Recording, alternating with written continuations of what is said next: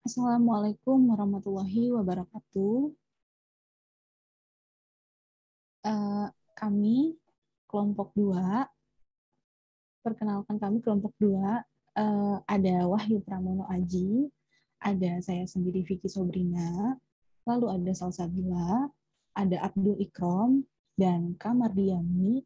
Kami ingin mewawancarai tentang sumber energi air yang terbarukan dari mata kuliah klimatologi, meteorologi, dan klimatologi yang bernarasumber Kak Citra Adelia.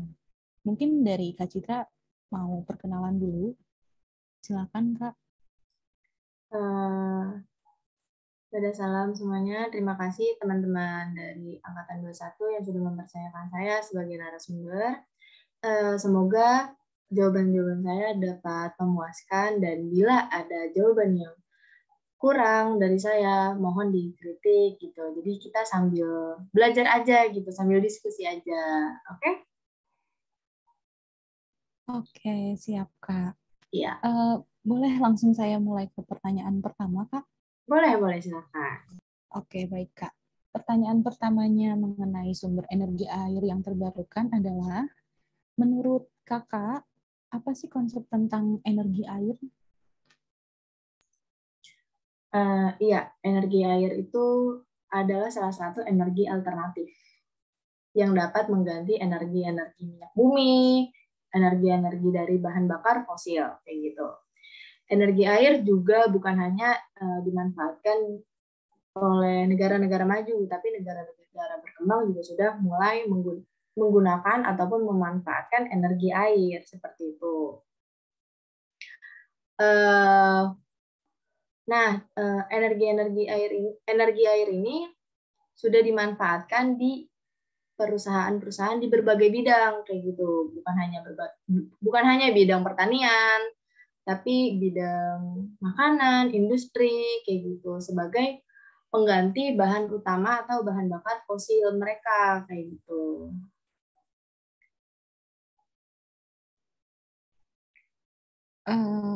Lalu bisa dilanjut ke pertanyaan berikutnya dari Saudara Wahyu Pramono Aji, silakan.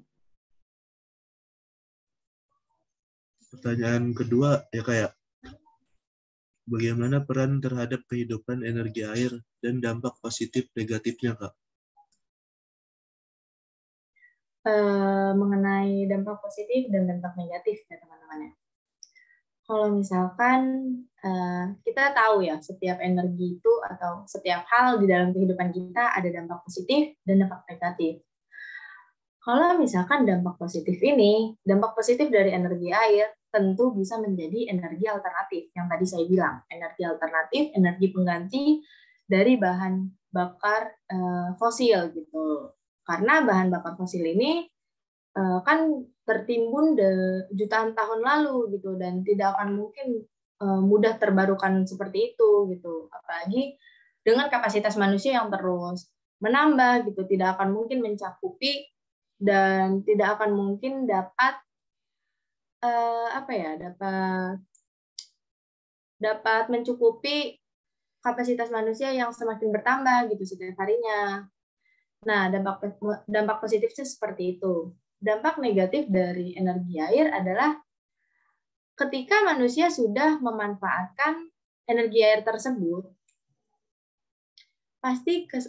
pasti akan menghasilkan limbah-limbah, dan kemudian ketika energi air ini digunakan oleh manusia seperti kita dalam kehidupan sehari-harinya, akan ada penurunan kualitas air gitu. Ada penurunan kualitas air yang dapat dicirikan dari bau air, warna air, kayak gitu, pH keasaman air, kayak gitu. Yang dimana ketika kita melihat ciri-ciri tersebut dalam sekitar kita, itu akan mempengaruhi aktivitas kita juga. Misal air yang kita gunakan sebagai masak ataupun sebagai minum, kita telan ke tubuh kita, akan bisa menyebabkan penyakit. Bukan hanya penyakit organ dalam, bisa menimbulkan penyakit kulit, Terus misalkan dapat alergi, bahkan yang terburuknya juga infeksi kayak gitu. Dampak negatifnya berarti terdapat penurunan kualitas air dan perusakan terhadap energi airnya tersebut kayak gitu. Ada lagi? Baik Kak, selanjutnya ada pertanyaan dari Salsabila. Silakan Saudari Salsabila. Jadi gini Kak, pendapat Kakak tentang negara Eropa yang sudah menggunakan energi air itu apa?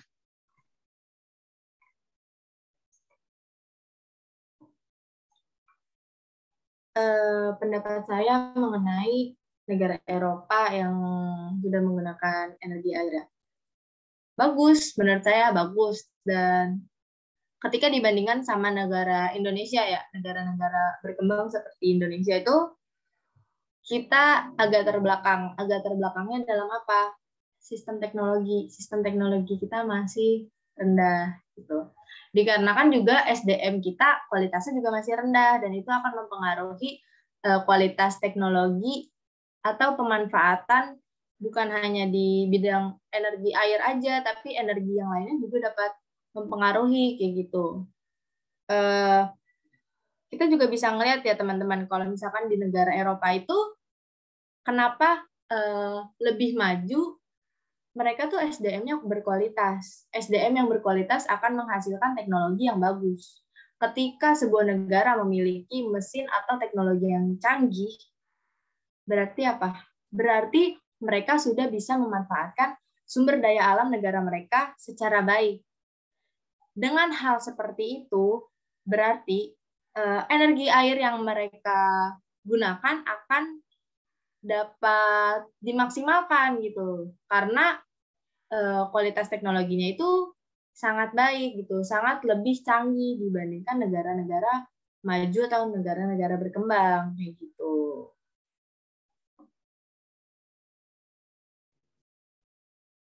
Selanjutnya Saudara Abdul Ikrom, silakan bertanya.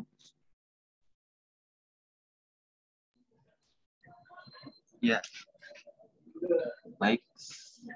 Saya ingin bertanya, tanggapan kakak nih, bagaimana pembangkit listrik tenaga air ini di Indonesia itu sudah seperti apa? Sudah berpotensi atau minim potensi, Kak?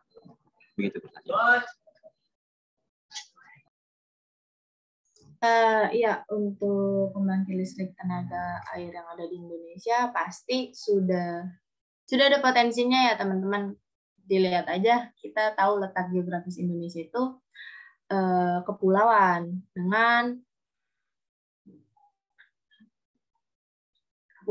dan kok sinyal saya agak kabur. Agak terputus ya teman-teman, mau saya ulangi? Boleh Kak dijawab pertanyaannya Abdul Ikram diulang. Silakan Kak. Iya, mengenai PLTA yang ada di Indonesia itu banyak potensinya gitu. Seperti ini masih nyambung ya pertanyaannya sama yang tadi. Berpotensi karena sumber daya alam yang ada di Indonesia tuh seperti air itu sangat banyak kayak gitu. Tapi yang kurang adalah penggunaan teknologinya. Jadi penggunaan teknologinya seperti ketika kita sudah, misalkan kita bisa membentuk atau membuat bendungan dari sebuah danau dengan alat yang canggih, kan bisa langsung segera dialiri tuh jadi aliran listrik ke rumah-rumah warga. Bisa kan langsung seperti itu. Tapi ketika di Indonesia atau misalkan di beberapa tempat yang masih pelosok dan kurang gitu teknologinya, pasti kan memiliki potensi yang rendah gitu. Tapi nggak menutup kemungkinan bahwa di Indonesia tuh udah mulai nih tersebar PLTA yang sudah memiliki kemampuan dan dapat merubah perekonomian di sekitarnya kayak gitu. Saya tahu PT Vale Indonesia. Jadi PT Vale Indonesia ini sebuah perusahaan tambang yang dimana perusahaan ini sudah memiliki kepedulian terhadap kelangsungan alam gitu. Perusahaan ini memproduksi nikel dengan penerapan dan pemanfaatan teknologi yang ramah lingkungan, termasuk dalam menciptakan energi kebutuhan produksi melalui pembangunan pembangkit listrik tenaga air, kayak gitu.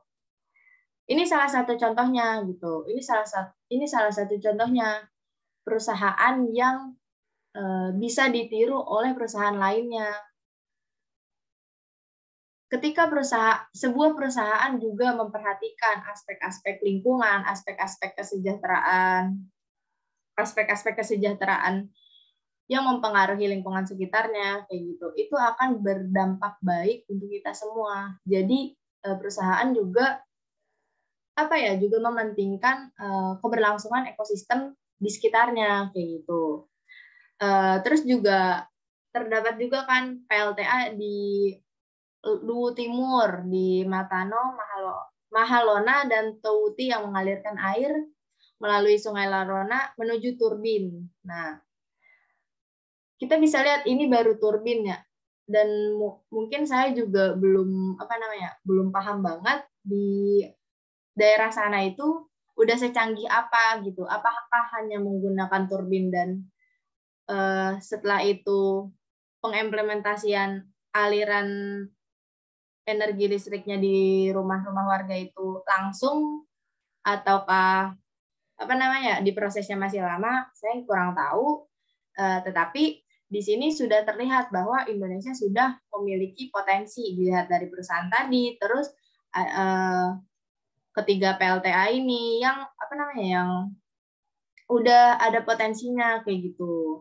Ketiga PLTA ini tuh juga berfungsi sebagai bangunan pengendali banjir melalui sistem kontrol di pintu-pintu air, gitu. Jadi bila ada curah hujan tinggi di ketiga PLTA ini, debit air sungai itu kan meluap, terus dapat berdampak pada pemilik area pertanian gitu kan. Nah, dengan adanya PLTA ini tuh juga dapat dimanfaatkan tuh debit curah airnya tuh dimanfaatkan untuk penggunaan listrik, kayak gitu. Itu sih, jadi jawabannya akan ada potensi dan semakin ada potensi.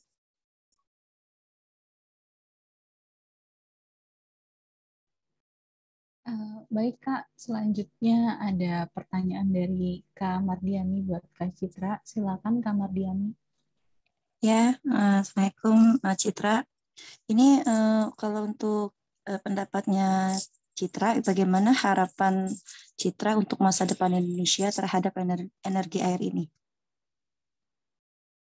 Harapan saya ya, apalagi saya sebagai mahasiswa yang masih menempuh pendidikan geografi gitu, saya berharap untuk diri saya sendiri dan teman-teman di sini dan teman-teman yang mungkin menonton video ini, pertama belajar lebih giat tentunya, dan selain itu juga jangan lupa terhadap Tuhan kita, Allah Subhanahu wa Ta'ala, yang telah menciptakan ini Indonesia tuh kaya gitu, dan kita sebagai generasi berikutnya harus bisa menggunakan potensi-potensi tersebut untuk memanfaatkannya di masa depan, kayak gitu. Jangan sampai ada penyesalan di kemudian hari.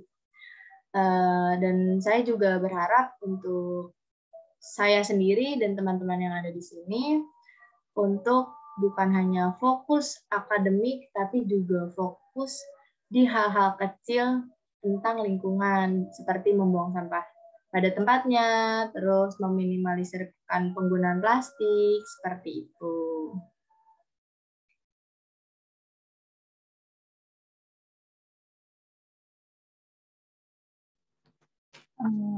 Baik Kak, masih ada beberapa pertanyaan lagi. Saya akan bertanya, bagaimana sih cara mengelola energi air?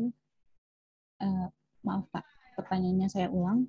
bagaimana cara menanggulangi dampak negatif air pada bendungan agar tidak merusak ekosistem dan sekitarnya? Kalau seperti ini, kita harus menganalisis dampak lingkungan ya.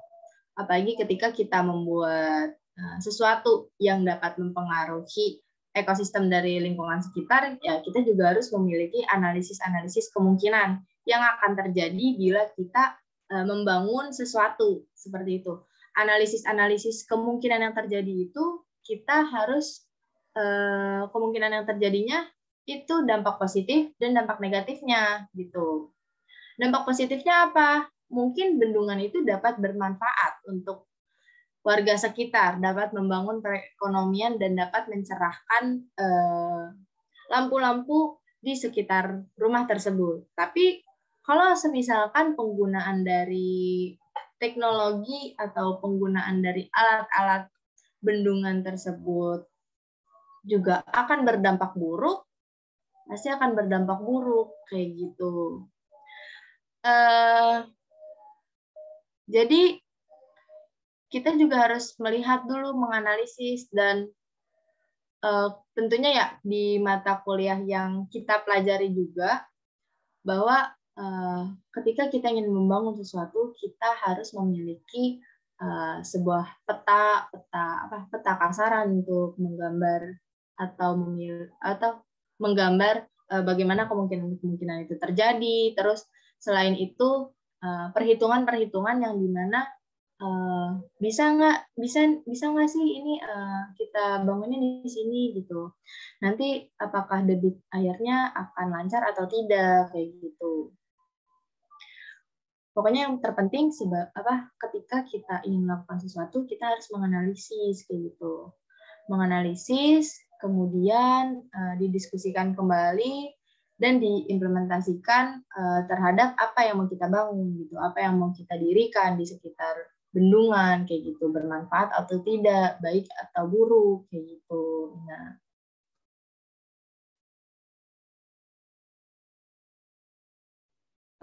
baik Kak, mungkin Salsabila boleh menanyakan pertanyaannya lagi. silakan. Saudari Salsa, silakan.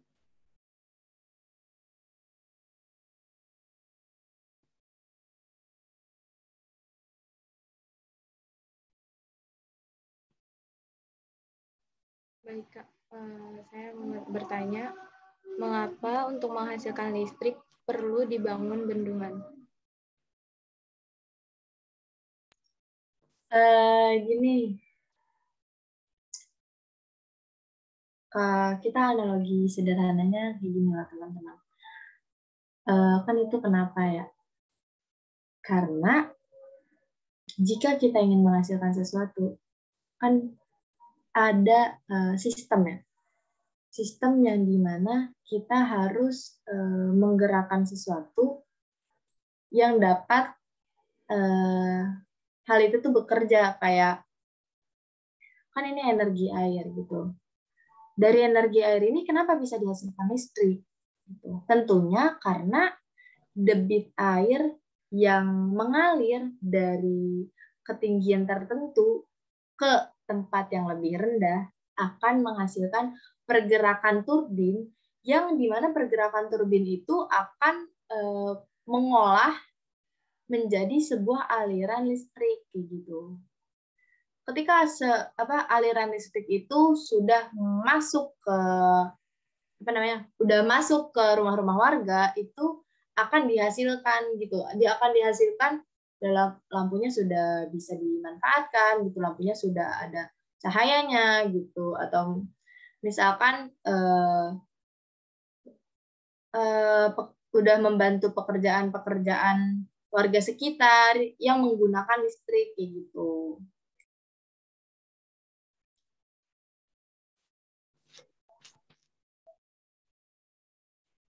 Iya, baik Kak.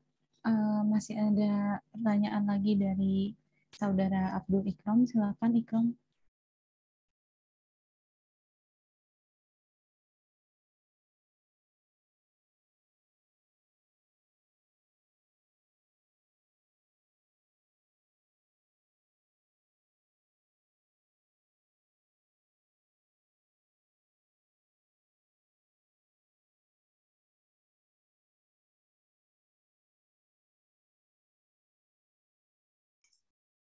Sorry, tadi bisa diulang, agak keputus. Kenapa, Nak?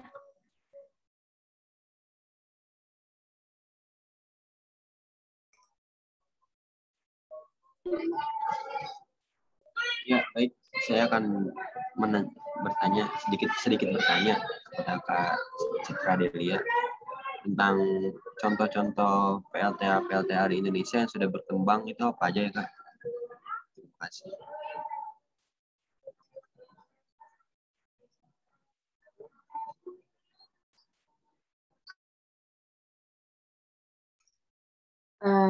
Contoh PLTA yang ada di Indonesia. Ini contohnya PLTA tadi di Luwu Timur. Dia memanfaatkan 3 danau yang ada di Luwu Timur, yakni Danau Matano, Mahalona, dan Tuti. Itu dari aliran Sungai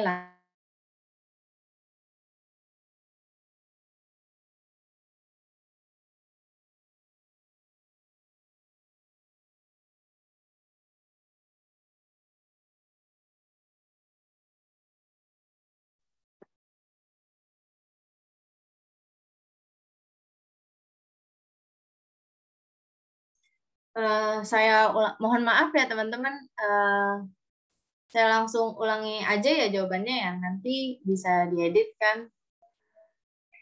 Jadi PLTA yang ada di Indonesia nih yang semoga diharapkan dapat bertambah lagi di daerah lainnya gitu. Ada di Waduk Cirata di Jawa Barat. Salah satu PLTA terbesar di Indonesia dengan kemampuan daya hingga 1000 megawatt gitu.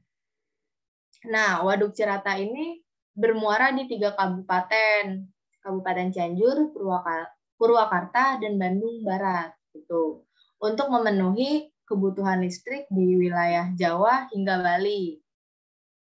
Lalu ada Waduk Saguling, masih di Jawa Barat juga.